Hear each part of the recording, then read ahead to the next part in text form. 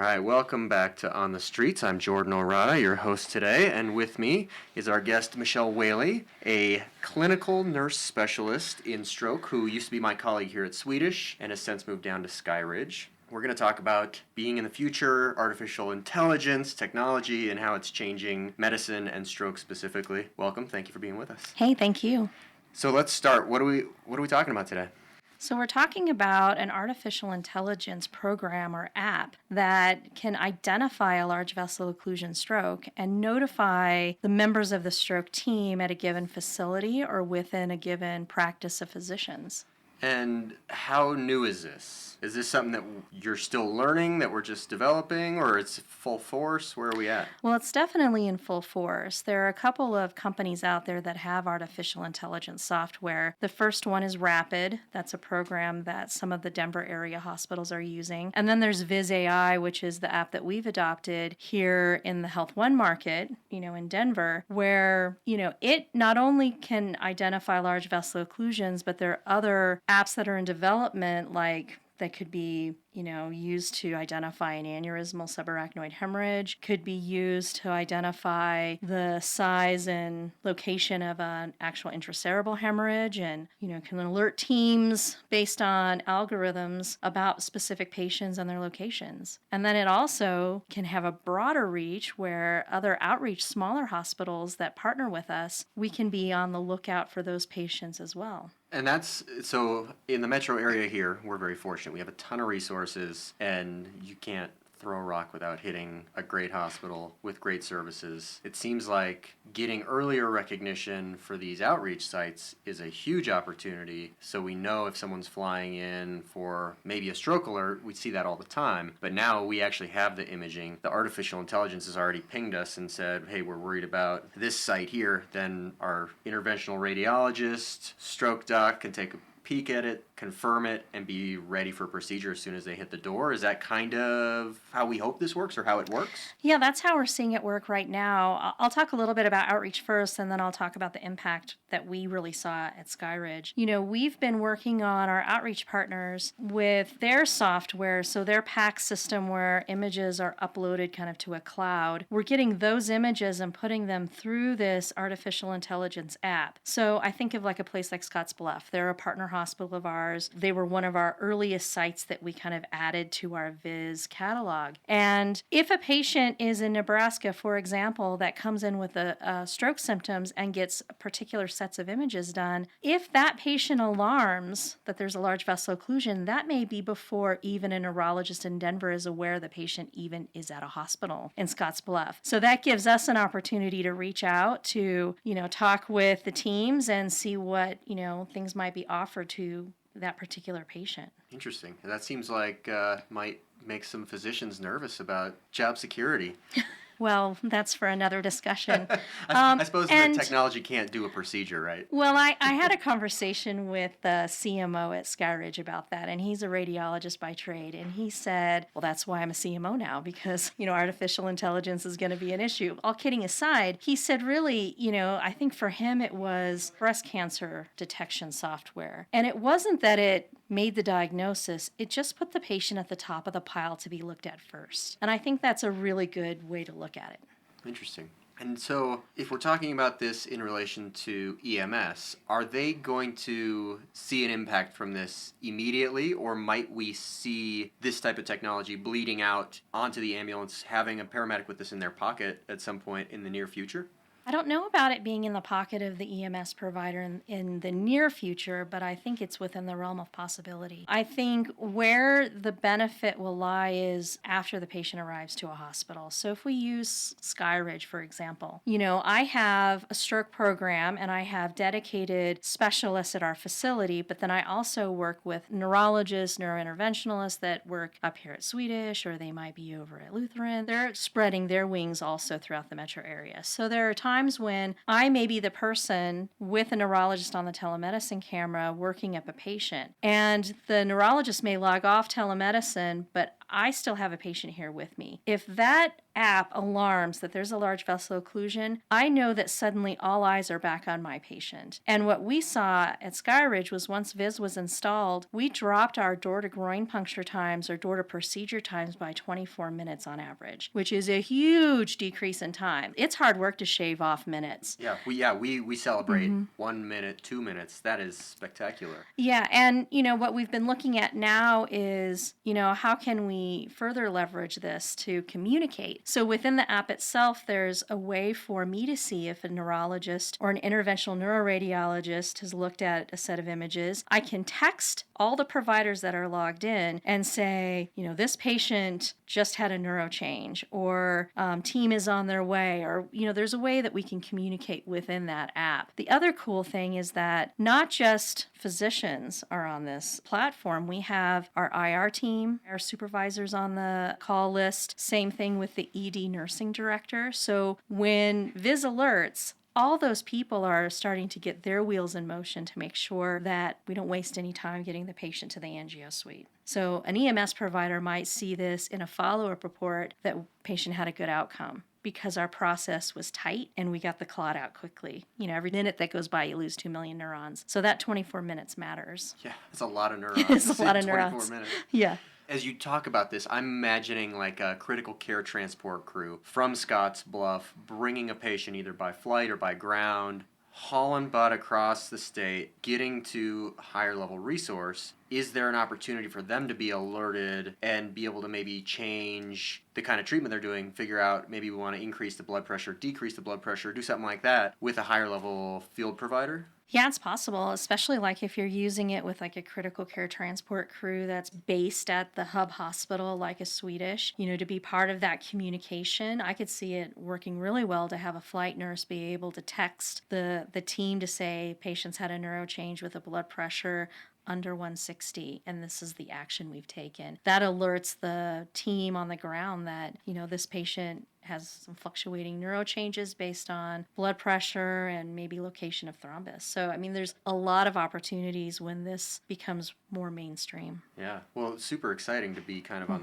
the leading edge of this, especially with the amount of resources we have in our network to work with AirLife and to be able to push this out and try to connect more dots and make this care that we give to our patients a little more holistic. Yeah, we have a lot of opportunities in the future. I think all of this should be discussed as possibilities in the future and certainly things that we should consider. And so how long have you been using this? So we got it installed at our facility, Skyridge, back in probably February or March of last year. Okay. So 2019. And so by now you're pretty well versed in it. Mm-hmm. Any weird surprises? Is it catching a lot of things that the docs either weren't catching, or is it catching them faster? Is it missing stuff, giving us a lot of false positives? Where are we Well, at? there are false positives, no doubt. And, it's a learning software. So every time we catch a false positive, I vet that. So if it's alarmed, like right before we got started with this recording, Viz went off and we looked at it and, it's possible it could be something real. In the end, if it turns out to be a false positive, I'm going to notify the company through the app that it was no LVO detected. And then they can go back and look at where the errors were and continue to help the program get smarter. Dr. Wagner, Jeff Wagner, he's a neurologist with Blue Sky Neurology. He's kind of the medical director over this project, and he sees some growth in it already. So I'm very positive about it. It's, I think, one of the best things that's happened to our thrombectomy program. That's perfect, because right before we pressed record and started this, your phone pinged, we looked at some imaging, and we didn't see anything necessarily. There's maybe a vessel that looked a little bit shadowy. So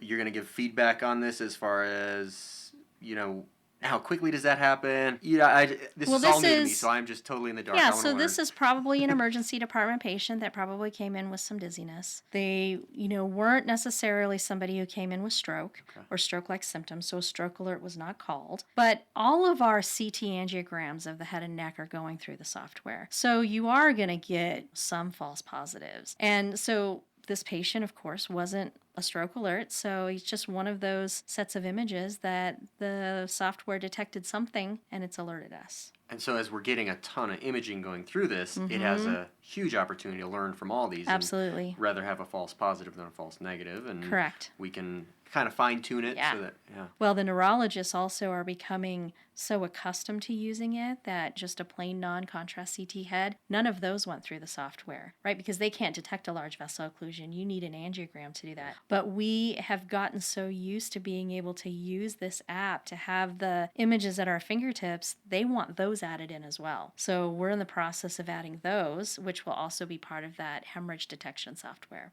Okay. So we're speeding up times with this technology. We're getting patients better outcomes as far as time and brain tissue.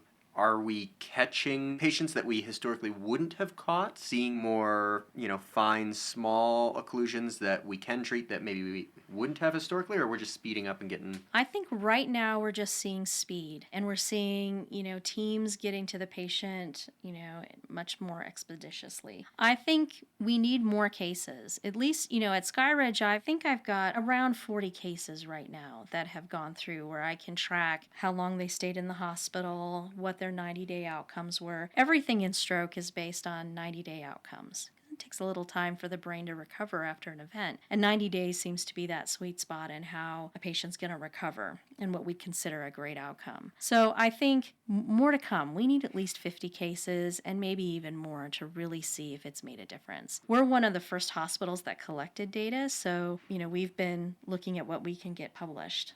And is this being used broadly across our network here locally, or is it mostly just focused where you are, since you're kind of the key master of this device and technology? No, we've got it at all of the Health One hospitals in Denver. So that's number one. It's within all of our hospitals as well as the Wesley Telemedicine Network in Kansas. And then from there, there are additional Health One hospitals that are partner hospitals from a telemedicine standpoint in a 7-state region that are using it. And then we're also hearing of hospital systems in Texas and Illinois as other systems come on board and our neurologists may be covering those areas. Viz is also being, installed in those places. So we are too. seeing this really popping up across the country. And even if it's not this specific program, there are multiples, and all of this is very much becoming our reality. Yeah, there's nothing worse than knowing that a patient had a large vessel occlusion at an outside hospital with very little resources that maybe sat for an extra hour that didn't need to because they didn't have access to expertise to be able to read these images. Whereas the automation at least, can bring attention to that patient wherever they are in our network. Yeah, it just adds a little red flag so we can give it a quick review and either rule them in, rule them out. Yeah, and agree. give that patient a better chance. Interesting. Yep. Do you see this working in other things outside of stroke? Yes, I have a story. Uh-oh. So right around the time that the COVID crisis cropped up, Viz was working behind the scenes on a chest x-ray type app. And they put this out probably middle of April. And they were saying, look, this is in a test format, but you're one of our centers. Would you be interested in this? Give it to you, right? And we couldn't get ourselves together enough to use it. But as hospitals are figuring all of this out, how do we manage COVID patients, to be able to also have access to chest x-rays quickly, to have an app that might detect that COVID appearance in an image or in a CT of the chest. That's, I think, something that could be really helpful to us during these next few waves of COVID. So that's an opportunity. If you're a listener in a hotbed area, you may want to reach out to Viz to see if their chest x-ray software is something that could help your facility. And I think that's the most exciting thing about medicine and technology. And I learn something new every day, and I'm astounded at how old-fashioned I feel all the time, because the world is just moving so much faster than I am. But we're seeing, so many changes in all the kinds of care, and I think this would be applicable to trauma, to, a ton of different stuff, especially anywhere you're using any interventional radiology, which is a lot of different types of patients. Agree. What do you think the very next use of this is going to be? We still have to develop more for stroke, right? We're going to see a lot of benefits from that, but what comes next? I think aneurysmal subarachnoid hemorrhage. So subarachnoid hemorrhage is part of the stroke world, but being able to detect an aneurysm could be really helpful too. And we know that patients with subarachnoid hemorrhage are at risk for rebleeding, at risk for vasospasm, can be at high risk for death. So being able to detect that, especially in some of our rural areas that don't have access to that level of expertise, that could be really helpful. So this does nothing without imaging, right? So this patient has to get into a site with imaging. And they have to have neuroradiologists or radiologists reading. I mean, this doesn't replace any physician. In fact, the app itself, if you're going to make a true diagnosis, you need to be looking at hospital-based imaging software. This is a tool to bring eyes on a patient. So I know some agencies, some hospital, especially hospital-based ones in different parts of the country have done a mobile CT, right? If you can do an intercept somewhere, semi-rural, get a quick image, feed this to Viz AI. Is that going to happen, or is that imaging, does that not really count because it's not hospital imaging? Oh, it could count. Some of the mobile stroke units have better CT scanners than others. I think the one that I'm aware of that has probably the best grade CT scanner out there from a mobile stroke unit is in Memphis. I think they're attached to the University of Tennessee, Memphis. And they can do CAT scan angiograms in the rig. So it's possible if they, those CT scans are being beamed to the cloud. So if you can beam to the cloud, you can beam to a technology like Viz or like Rapid. Yeah, this is just so fascinating. I think it's so cool to see new technology, not only in the hospital, but to see it bleeding out and see what potential it has to change the face of pre-hospital medicine, because we've been working in a very similar way for many, many decades. And really in the last decade, I think we've really branched out with everybody having a smartphone in their pocket and all of the technology that goes into that. A lot of opportunity, and seeing it trickle down is really exciting, and having it make positive impacts for patients. Think about how, if, let's say this mobile stroke unit that's in Tennessee actually has the ability to do this. Think about how quickly a patient could get to thrombectomy, because that mobile stroke unit, they're starting IV alteplase TPA in the rig. They've got an EMS provider, they've got advanced practice nurses on the rig. They call it Command Central. They talk to the neurologist at the main hospital who gives them guidance, but it's the APN paramedic team that's making decisions about this patient. And they all work together. So the CT technologist and the medic might be assisting with the mixing of TPA after, images are done. It's an all hands on deck type, treatment group. So just think about if Viz alerted and they were, had the choice of going to 2 or 3 different hospitals, you would go to the place that had thrombectomy because you've got that read so quickly. And the docs there potentially have this technology as well, and it's all theoretical, right? I'm theorizing they have it, but if they did, you could kind of see how it would all play out. And they probably have something like this. It's a pretty progressive area from an interventional neuroradiology standpoint. So how much time do you think that a scenario like that can shave off of versus traditional 911 shows up, does a stroke assessment, thinks, it's a rule-out stroke. We'll call the hospital. We'll get there. You could have scene call to groin puncture under 60 minutes. Whereas right now we're looking at, door of the facility to puncture in 90 minutes or less. Now, comprehensive centers, they've got well-oiled machines. I think about Swedish, right? Their median door-to-skin puncture time is probably anywhere between 32 and 35 minutes. But 75% of their patients come from another hospital. So they have kind of this heads up, right? They're using this technology, patients in the helicopter flying in, team standing there ready. If you're Skyridge, that's an EMS provider has brought the patient to your door, and so that's when your time starts. So if you're that far ahead of the game that a mobile stroke unit has picked you up in, your driveway in metropolitan Houston, and you're fortunate enough to have a mobile stroke unit come pick you up that has this level of CAT scan, and in the future, if they don't already have it, this level of technology, just think about how that's going to shave off time. We're going to be Isn't that out amazing? of a job so soon. There's going to be nothing it's for us to be Star do. Trek. I'm always afraid that my phone's always listening to me anyway, because it's so good at advertising things that I was just randomly talking to my wife about. Somehow it knows, and at least we can put this technology to good use now. So thank you so much for explaining what this is to me. I just heard of it recently. I had no idea what it was, and anytime I hear about artificial intelligence, I still think that it's just like a future movie reality, but the sky is the limit. It's actually something that is benefiting patients today. That's cool. Yeah. Any other pearls about this or interesting things for any of our pre-hospital or hospital-based providers? I think the main thing is, COVID has set us back in stroke and cardiac care because patients weren't coming in. I think we all need to get the message out there that, hospitals are safe places to be. You might be out there trying to convince someone that it's okay to come to the hospital. We appreciate the work you're doing there. We can't help people if they don't come in. And so that's the main thing that I really want us to all be focused on is recognition of stroke, number one, getting the patient to a capable hospital, helping the patient understand that it's a safe place to be. And we'll get through this COVID thing together and hopefully continue to treat our stroke patients and our patients who are having heart attacks and appendicitis and all of those the things. acute All the stuff. normal stuff you should come to the hospital for. Yes. Please. Yeah.